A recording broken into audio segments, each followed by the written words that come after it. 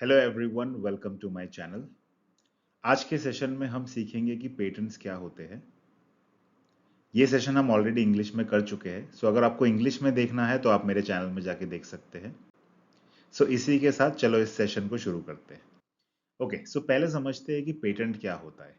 तो अगर हम पेटेंट की डेफिनेशन देखें तो patent is an exclusive right granted by the government to an owner of an invention for preventing others from making, using, selling, importing the invention without his permission. Okay, तो इसका meaning क्या है कि जब भी कोई इन्वेंटर एक नया प्रोडक्ट या प्रोसेस बनाता है तो वो प्रोडक्ट या प्रोसेस को जिस चीज से प्रोटेक्ट करते हैं उसे पेटेंट कहते हैं। सो अगर आप एक इन्वेंटर हो और आपने कुछ नया इन्वेंट किया है और आपको वो चीज प्रोटेक्ट करना है ताकि कोई और यूज ना कर सके या कोई और बना ना सके या कोई उसको सेल ना कर सके आपके परमिशन के बगैर, तो आपको उस चीज को पेटेंट करवाना पड़ेगा। तो जब आप पेटेंट करवाते हो तो आपको एक लीगल राइट मिलता है, मतलब वो लॉ से प्रोटेक्टेड होता है।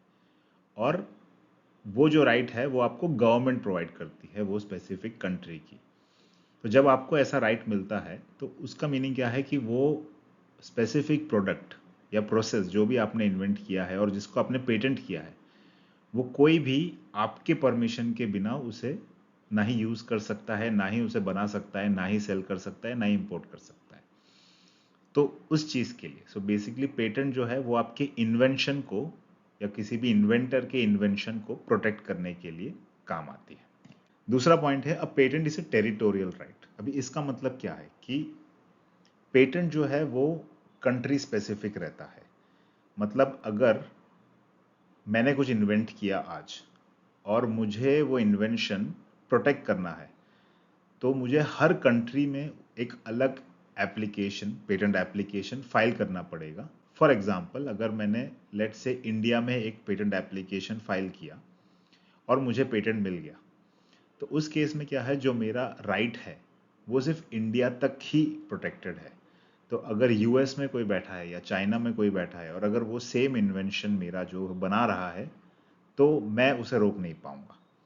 इसलिए जो पेटेंट है वो टेरिटोरियल राइट होता है। तो मुझे वो ध्यान रखना है कि मैं सेम पेटेंट एप्लीकेशन वही इन्वेंशन के लिए उन सब स्पेसिफिक कंट्रीज में फाइल करूं जहां पे मुझे वो प्रोटेक्ट करना है। ओके, थर्ड इंपॉर्टेंट पॉइंट जो है पेटेंट रिलेटेड वो है कि a patent is valid for 20 years.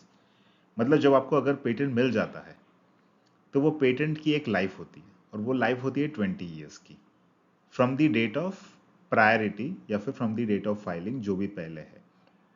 तो उस दिन से लेके 20 साल तक आपकी पेटेंट वो वैलिड रहता है। एक बार वो 20 साल खत्म हो जाता है फिर क्या होता है, उसके बाद वो जो है वो पब्लिक डोमेन में आ जाता है। मतलब वो सेम आपका जो इन्वेंशन है वो कोई भी यूज कर सकता है और आप उनको नहीं रोक पाओगे क्योंकि आपका 20 ईयर्स का पीरियड खत्म हो गया। ओके, सो अभी समझते हैं कि पेटेंट किस किस चीजों में हो सकता है। तो जैसे मैंने लास्ट स्लाइड में समझाया कि पेटेंट जो है वो इन्वेंशन के लिए होता है। तो इन्वेंशन मतलब कोई भी प्रोडक्ट या कोई भी प्रोसेस जो आप इन्वेंट कर रहे हो। ओके, तो जैसे एक एग्जांपल है लाइट बल्ब। तो लाइट बल्ब किसी ने इन्वेंट किया। इनफैक्ट आपको ऑलरेडी पता होगा कि लाइट बल्ब थॉमस एडिसन ने इन्वेंट किया।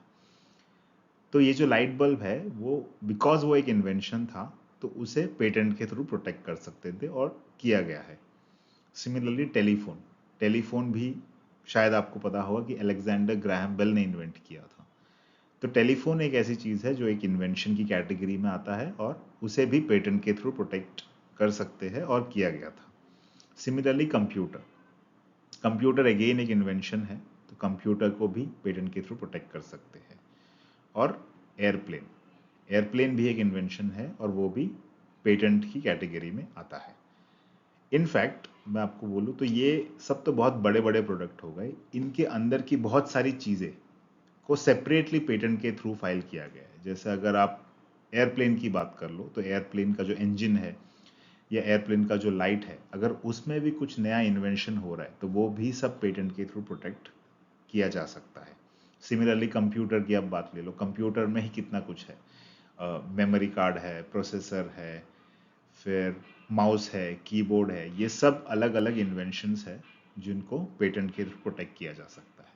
ओके, सो अब समझते हैं कि कौन से टाइप की इन्वेंशंस पेटेंटेबल है। तो अगर आपको आपका इन्वेंशन पेटेंट के थ्रू प्रोटेक्ट करना है तो 3 रिक्वायरमेंट्स होती है जो आपको सेटिस्फाई करना ज़रूरी है, और ये तीनों रिक्वायरमेंट्स गवर्नमेंट और पेटेंट लॉ के थ्रू प्रोवाइड की गई है। सो ये बहुत ज़रूरी है कि आपकी इन्वेंशन ये तीनों रिक्वायरमेंट्स पूरी करे, तभी आपको एक पेटेंट मिल सकता है। सो जो फर्स्ट रिक्वायरमेंट है वो है नॉवेल, या फिर इसे नॉवेल्टी भी बोलते हैं। जो सेकेंड रिक्वायरमेंट है वो इन्वेंटिव स्टेप, इसे नॉन ऑब्वियसनेस भी कहा जाता है कुछ देशों में। और जो थर्ड रिक्वायरमेंट है वो है इंडस्ट्रियल एप्लीकेबिलिटी। ओके, सो पहली जो रिक्वायरमेंट है वो है नॉवेल्टी। अभी नॉवेल्टी मतलब क्या होता है? सो अगर आपको ये रिक्वायरमेंट सेटिस्फाई करनी है तो आपका जो इन्वेंशन है वो नया होना चाहिए। मतलब अगर आपके इन्वेंशन को आप पेटेंट से प्रोटेक्ट करना चाहते हो तो वो इन्वेंशन ऑलरेडी पब्लिक डोमेन में नहीं होना चाहिए। फॉर एग्जाम्पल कि अगर आपने लेट से कोई फैन बनाया, तो अगर वही same fan may be market में ऑलरेडी अवेलेबल है, या फिर वो कोई डॉक्यूमेंट में पब्लिश्ड है, या किसी और ने उस पर ऑलरेडी पेटेंट फाइल किया है, सो उस केस में क्या होता है कि वो जो स्पेसिफिक डॉक्यूमेंट या जो प्रोडक्ट है जो मार्केट में है उसके कंपैरिजन में आपका जो इन्वेंशन है वो न्यू कंसिडर नहीं किया जाएगा।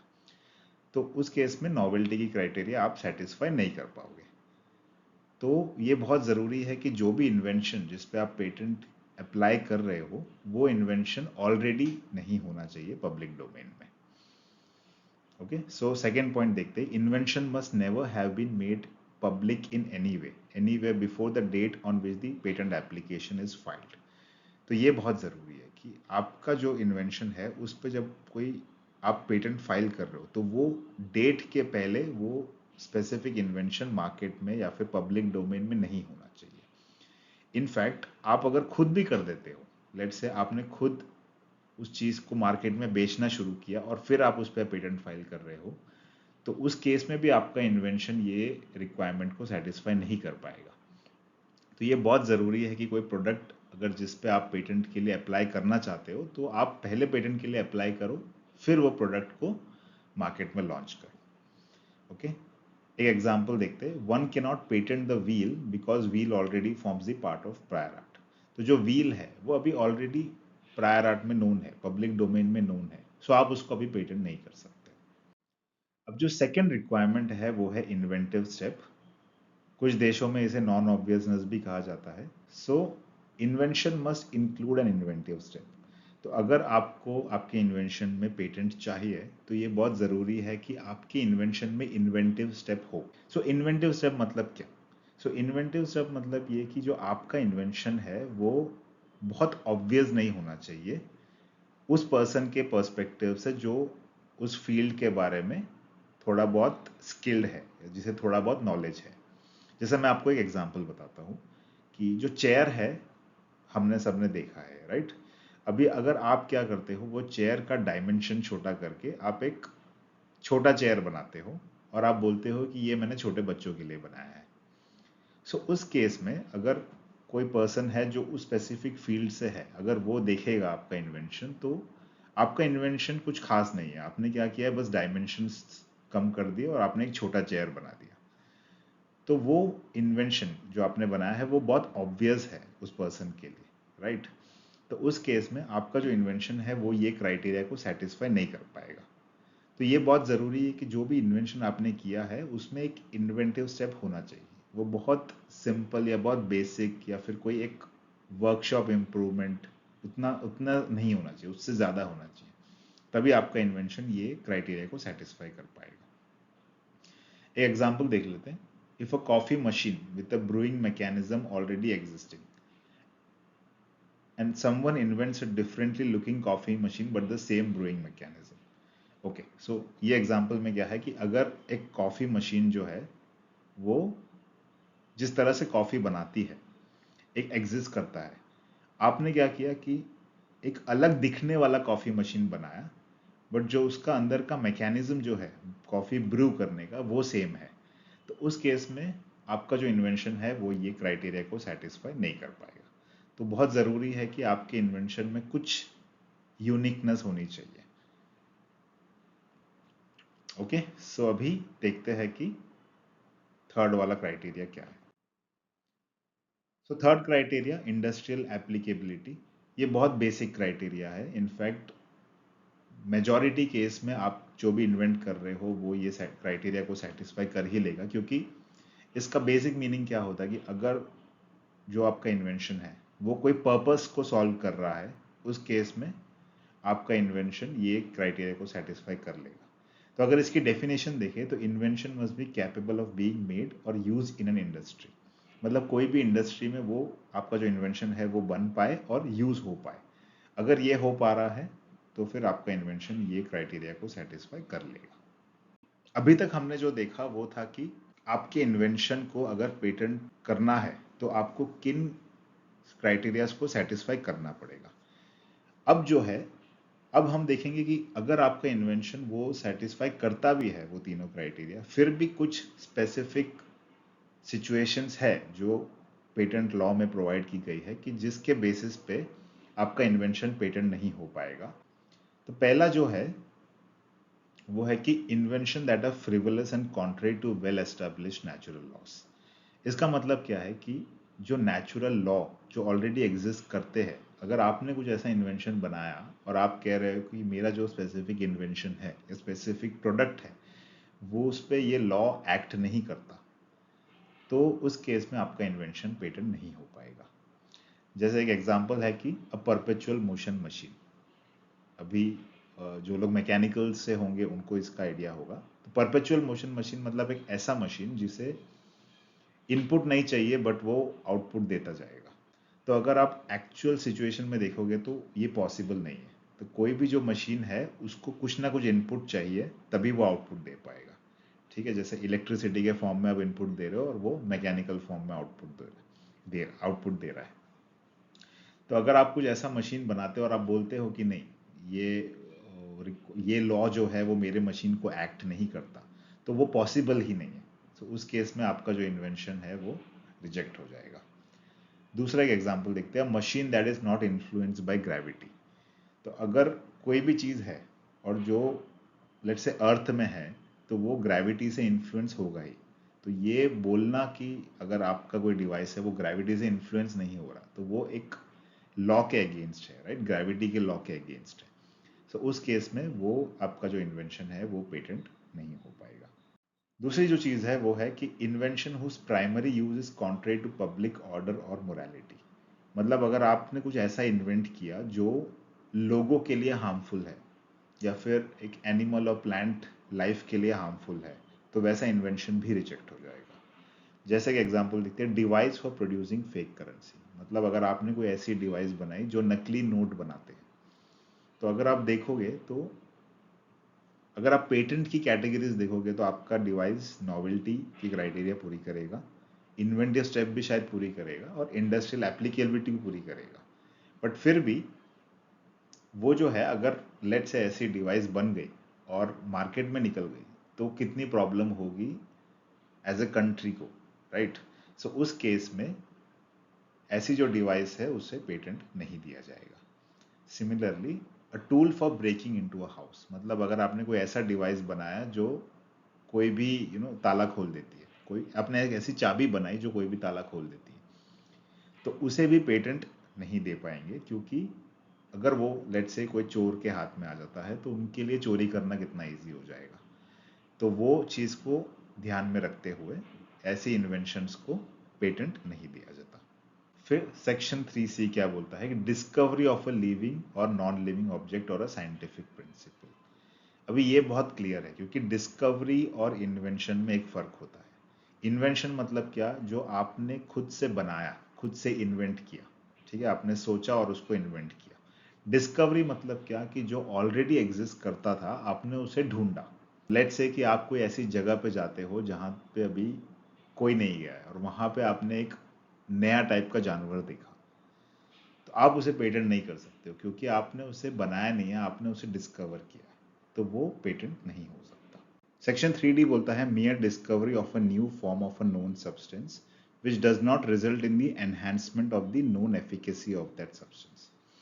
इसका मतलब कि कोई सब्सटेंस जो ऑलरेडी नोन है उसका आपने अलग फॉर्म या फिर अलग यूज ढूंढा तो वो चीज़ भी पेटेंटेबल नहीं हो पाएगी। Okay, for example simple finding of a fresh use of an existing chemical, मतलब कोई केमिकल जो ऑलरेडी एग्जिस्ट करता था, आपने उसका एक नया यूज ढूंढ लिया जो किसी और ने नहीं ढूंढा था या किसी और ने उसकी बात नहीं की थी, तो वो जो है वो नया यूज या नया फॉर्म वो पेटेंट नहीं हो पाएगा। ओके, फिर आता है section 3E, substance generated through a simple admixture that just aggregates the quality of its components। इसका मीनिंग क्या है कि लेट से आपके पास दो केमिकल एग्जिस्ट करते थे, केमिकल ए और केमिकल बी। केमिकल ए की कुछ क्वालिटीज थी और केमिकल बी की भी कुछ क्वालिटीज थी। आपने क्या किया कि इन दोनों को कंबाइन किया और आपको जो मिला वो हो गया केमिकल सी, जिसमें केमिकल ए की भी क्वालिटी है और बी की भी क्वालिटी है। तो आप उस चीज को जाके केमिकल सी को आप पेटेंट नहीं कर सकते, क्योंकि बेसिकली हुआ कुछ नहीं है, आपने मिक्स किया और उनकी क्वालिटीज मिक्स हो गई है, तो उसमें कुछ खास इन्वेंशन नहीं है। सो उस केस में आपका जो इन्वेंशन है वो पेटेंट नहीं हो पाएगा। फिर section 3F, simple arrangement, rearrangement और duplication of known devices each operating independently of the other in a known manner. इसका मतलब क्या है कि अगर कोई दो अलग अलग डिवाइस या अलग अलग प्रोडक्ट जो एग्जिस्ट कर रहे थे, आपने उनको कंबाइन कर लिया या उनको रीअरेंज किया या उनको कुछ भी आपने ऐसे करके कंबाइन किया और दोनों को मे बी एक बना दिया और आप बोल रहे हो कि मुझे इस पे पेटेंट चाहिए, तो वो जो इन्वेंशन है आपका वो पेटेंट नहीं हो पाएगा। जैसे एग्जांपल फैन विथ लाइट, तो अगर आप देखोगे तो फैन ऑलरेडी एग्जिस्टिंग है और फैन का जो काम है वो है कि वो हवा फेंकता है।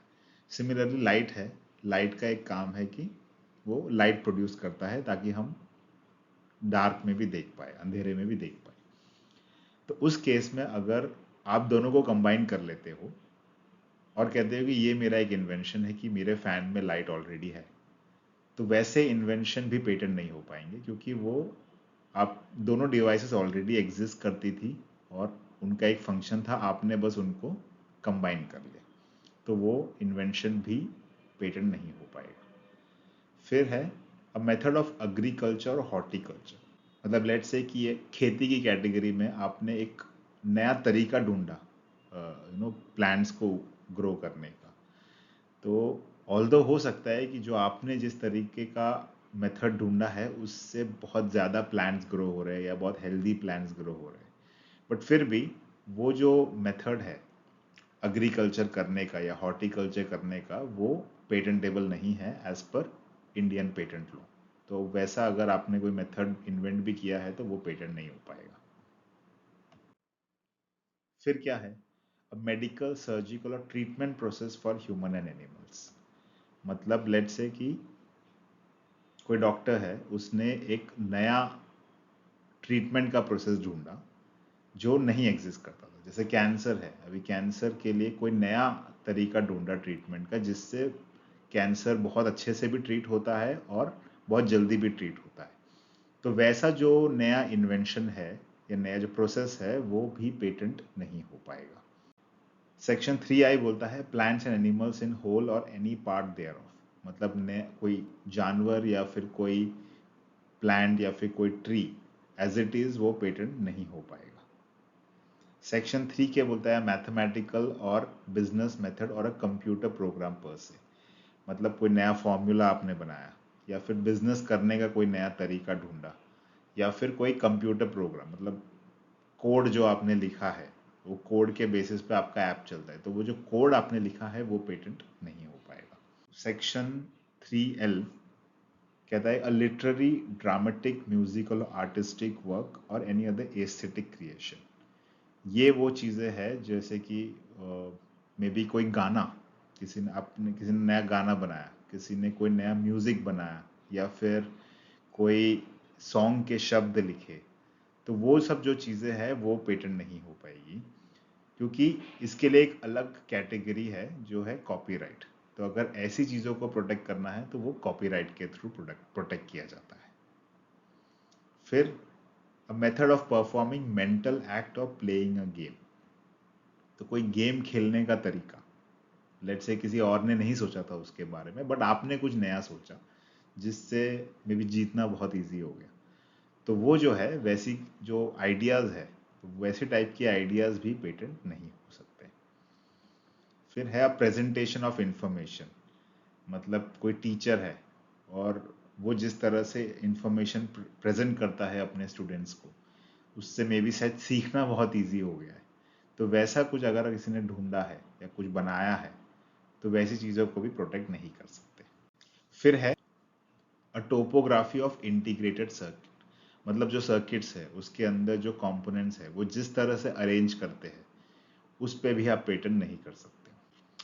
N invention which in effect is traditional knowledge, मतलब कुछ ऐसा प्रोडक्ट या कोई ऐसा प्रोसेस जो बहुत पहले से यूज होता था, बहुत पहले, तो ट्रेडिशनल नॉलेज कंसिडर कर सकते हैं। तो वैसे इन्वेंशंस को भी पेटेंट नहीं किया जा सकता। इनफैक्ट आप ये डेफिनेशन को अगर समझोगे तो ये जो इन्वेंशन है वो नॉवेल्टी की क्राइटेरिया ही सेटिस्फाई नहीं कर पाएगा, क्योंकि वो ट्रेडिशनल नॉलेज मतलब वो पहले से ही नोन था। तो वैसी चीजें पेटेंट नहीं हो सकती। फिर सेक्शन 4, सेक्शन 4 क्या बोलता है? सेक्शन 4 बोलता है कि जो इन्वेंशन एटॉमिक एनर्जी से रिलेटेड है तो वैसी इन्वेंशन भी पेटेंट नहीं हो सकती। तो ये सेशन था आपको एक पेटेंट से रिलेटेड एक बेसिक इंफॉर्मेशन देने के लिए कि क्या होता है पेटेंट या कौन सी इन्वेंशंस पेटेंट नहीं हो पाती। तो आई होप आपको ये सेशन से कुछ सीखने को मिला होगा। हम आगे और मिलेंगे नेक्स्ट सेशंस में। Thank you.